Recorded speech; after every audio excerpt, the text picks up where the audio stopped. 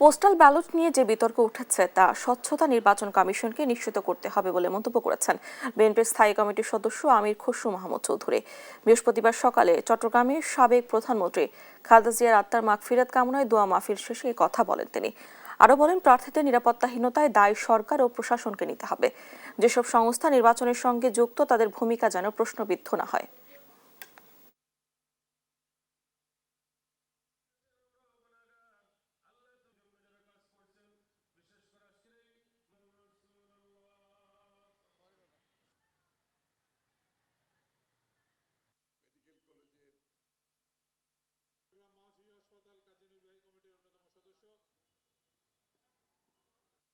বাংলাদেশে একটি সুষ্ঠু রাজনৈতিক পরিবেশ সৃষ্টি করার জন্য এটা দরকার আছে।